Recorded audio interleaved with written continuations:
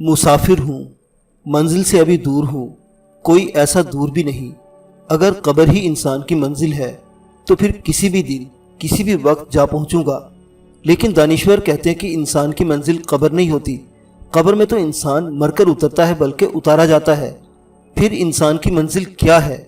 मेरी मंजिल क्या है? कहाँ है मेरी मंजिल?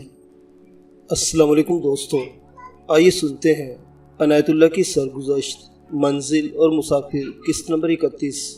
मोअज़्ज़िज़ सामीन, आपसे उम्मीद की जाती है कि वीडियो को लाइक करें और चैनल को भी सब्सक्राइब कर दें। शुक्रिया। आज का जापान जंगी अजीम वाले जापान के मलबे के नीचे से उठा है।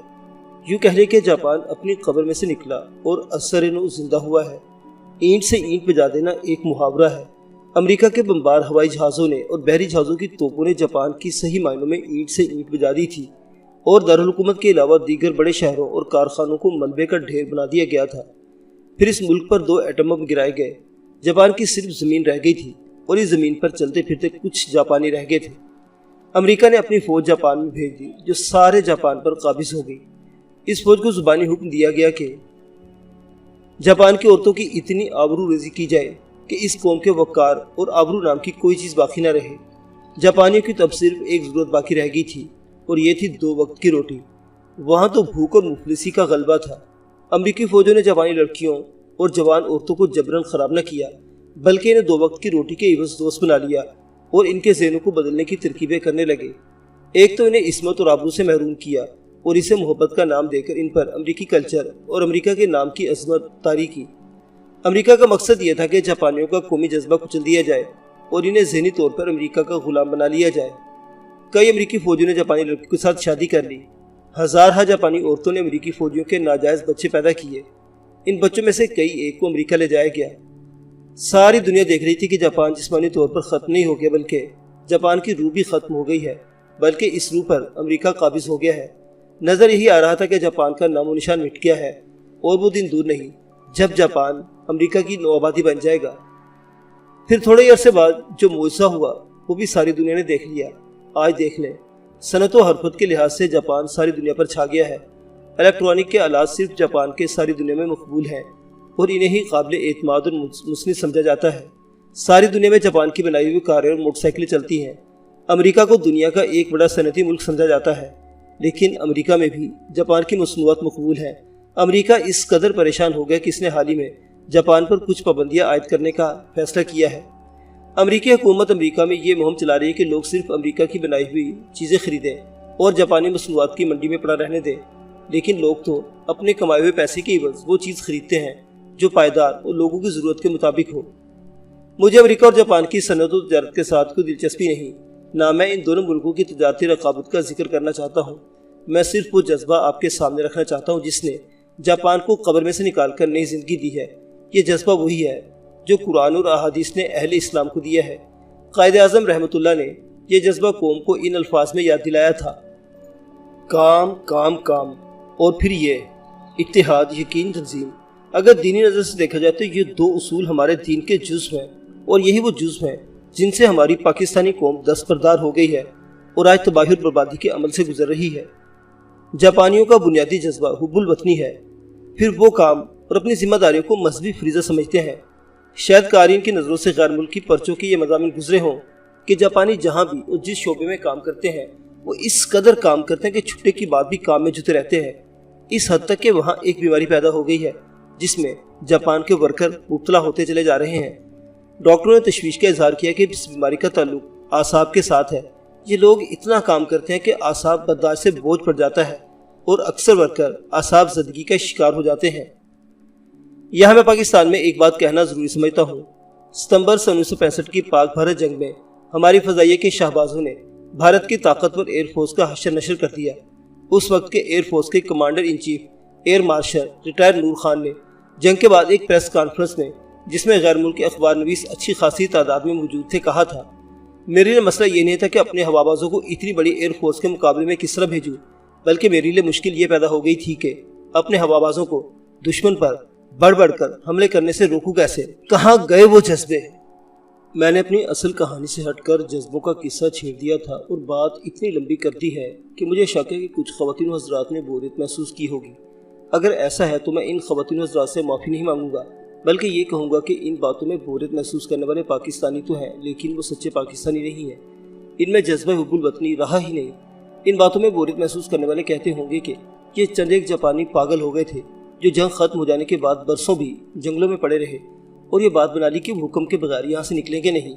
मैं हर एक पाकिस्तानी से कहता हूँ, अगर आप अपने मुल्क को तबाही और अपने आप को किसी दुश्मन की गुलामी से बचाना चाहते हैं तो आपको जज्बा हुब्बुल वतनी और फ़र्शनासी के जज्बे की दीवानगी बल्कि पागल पर पैदा करना पड़ेगा।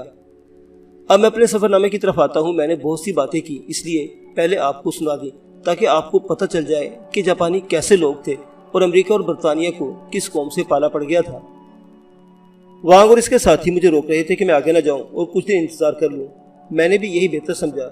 इस बस्ती के ज़्यादातर मछली खाने वाले लोग थे। ये ग़ज़ा इन्हें दरिया इरावती से मुफ्त मिल जाती थी। इस दरिया में मछली की कमी नहीं थी, कश्तियाँ मौजूद थी।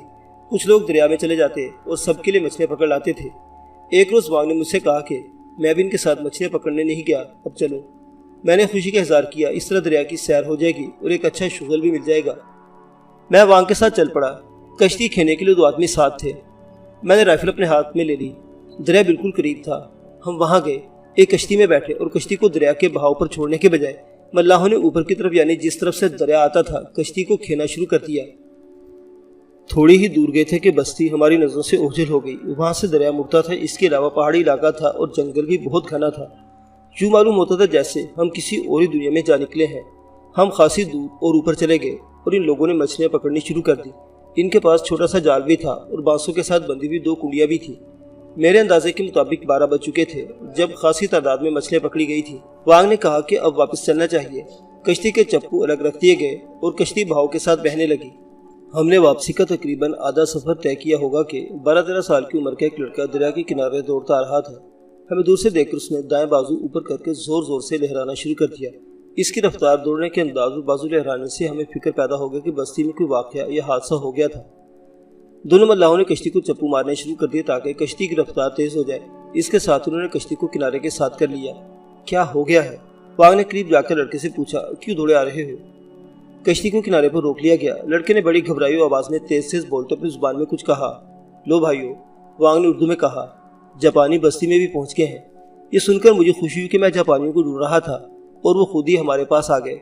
लेकिन वांग ने आगे जो बात बताई इससे मैं शिशुपन में पड़ गया। ये कहता है कि 9 जापानी हैं। वांग ने लड़की की पूरी बात सुनकर बताया, वो फौजी हैं और इनके पास राइफलें भी हैं। उन्होंने सारी बस्ती की आबादी को एक जगह इकट्ठा कर लिया है और उनमें से जवान औरतों को अलग करके खड़ा कर दिया है। लड़का बताता है कि वो सब गुस्से में बोलते हैं और जो आदमी इनका इशारा न समझे, आहिस्ता चले, इस पर वो राइफलों के बट मारते हैं। ये लड़का उस वक्त जब जापानी बस्ती से ज़रा ऊपर था, इसने खुद ये सोच लिया कि हमें इत्तला दे दे। इसने हमें कश्ती में इस तरफ आते देख लिया था। मेरे लिए फैसला करना मुश्किल हो गया कि मैं जापानियों के पास सीधा चला जाऊं और इन्हें कहूं कि मैं भगोड़ा होकर आया हूं और INA में शामिल होना चाहता हूं, या पहले छुपकर देख लूं कि इन जापानियों का रवैया क्या है। मैंने वांग से बात से कहा कि मुझे मशवरा दे। होश की बात करो साहिब, वांग ने कहा। इन जापानियों पर भरोसा न करना। इनके मुतल्लिक हम पहले ही बहुत सी बातें सुनकर रंगून से भागे थे। हम जिस कस्बे में जाते रहे हैं वहाँ के लोगों ने हमें जापानियों के मुतल्लिक बहुत सी बातें बताई हैं। जापान के फौजियों को इजाज़त है कि वो जिस इलाके को फतह करें वहाँ से तमाम खूबसूरत लड़के इकट्ठी करके अपने साथ रख लें। जापानी फ़ौज में से हर फौजी का हक समझा जाता है। अब ये सोचो कि हम इनसे अपनी औरतों की इज्जत किस तरह महफूज रखेंगे। ज़रा सोचो साहिब। एक बात मेरी भी सुन लो साहिब, वांग एक साथी ने उर्दू में कहा। आप इनके साथ दोस्ती लगाना चाहते हैं और आपकी दोस्ती हो जाने से जापानी हमारी औरतों को छोड़ नहीं देंगे। आप सोचेंगे आप इनके साथ दोस्ती लगाएंगे और वो आपके मज़हब की लड़की को आपके सामने ख़राब करें, क्या आप बर्दाश्त कर लेंगे? हाँ साहिब, वांग बोला। आपको ये सोचना चाहिए कि हमारे इस दोस्त ने क्या कहा है। लेकिन साहिब, मेरे दिमाग में एक बात आई जो शायद आपको पसंद ना आए। हमारे साथ और बस्ती के मुसलमानों के साथ आपका खून का कोई रिश्ता तो है नहीं। आप कहेंगे आपने जापानियों के पास ही जाना था। अपनी लड़कियों के साथ ऐशमौज करते हैं तो करते रहें, अगर ये मुसलमान है तो होते रहें। वांग की ये बात मेरे दिल में तीर की तरह उतर गई। मैंने अपने खून में उबाल महसूस किया। ये बात ना कहो वांग, मैंने कहा। تمہارے ساتھ اور تمہاری عورتوں کے ساتھ میرا جو رشتہ بن گیا ہے وہ خون کے رشتے سے زیادہ مضبوط اور مقدس ہے۔ باقی رہے مسلمان، تو شاید تم جانتے نہیں کہ ایک مسلمان دوسرے کے لیے اجنبی ہی کیوں نہ ہو، ان کا آپس کا رشتہ اسلام کی وجہ سے خون کے رشتے سے زیادہ مضبوط ہوتا ہے۔ میں تمہیں اپنے دل کی بات بتاتا ہوں، یہاں جتنی عورتیں ہیں وہ سب میرے خون کے رشتے کی عورتیں ہیں۔ میں نے سمیع اللہ کو اور اس کے گنڈوں کو کیوں قتل کیا تھا؟ صرف اس لیے کہ وہ ان عورتوں کو خراب کرتے تھے۔ انہیں مار کر یہی کام اس رائفل کو زور پر بھی کر سکتا تھا اور اب بھی کر سکتا ہوں، لیکن نہیں کروں گا۔ جب نیت صاف ہو اور انسان کے دل میں ایمان کی روشنی ہو تو اللہ سیدھا راستہ دکھا دیا کرتا ہے۔ میں نے باغ اور دوسرے ساتھیوں سے کہا کہ کشتی یہیں چھوڑ دیتے ہیں اور ہم بستی میں نہیں جائیں گے بلکہ اپنی طرف والی پہاڑی کے اندر چلیں گے اور اوپر جا کر کہیں چھپ جائیں گے اور دیکھیں گے کہ وہاں کیا ہو رہا ہے۔ میں چونکہ فوجی تھا اس لیے میں نے فوجی انداز میں سوچا۔ مجھے یہ سوچ آئی کہ جاپانی 9 ہیں اور ہر ایک کے پاس رائفل ہے۔ 9 رائفلوں کے مقابلے میں میری اکیلی رائفل ہے۔ اس کے علاوہ میری کمزوری یہ تھی کہ میرے پاس ایمونیشن بہت تھوڑا تھا۔ انگریز پائلٹ کا ریوالور گولیاں میرے جھونپڑے میں چھوڑایا تھا۔ بہرحال میں نے پکا عزم کر لیا کہ ان جاپانیوں نے عورتوں کو چھیڑا تو ان کا مقابلہ کروں گا اور اپنی جان بھی قربان کر دوں گا۔ معزز سامعین حضرات، عنایت اللہ کی یہ سرگزشت ابھی جاری ہے۔ بقیہ واقعات اگلی قسط میں دیکھتے رہیے پلان بی کی جاسوس سیریز۔ اللہ حافظ۔